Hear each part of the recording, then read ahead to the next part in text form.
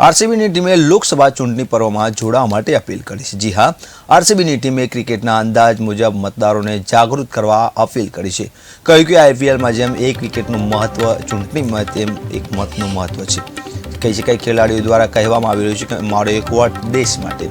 દિનેશ કાર્તિક તેમજ સમર્થક ટીમના ક્રિકેટરોએ મતદાન કરવાની અપીલ કરી છે।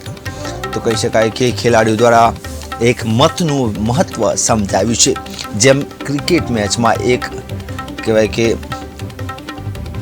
આરસીબી ટીમે લોકસભા ચૂંટણી પર્વમાં જોડાવા માટે અપીલ પણ કરી છે।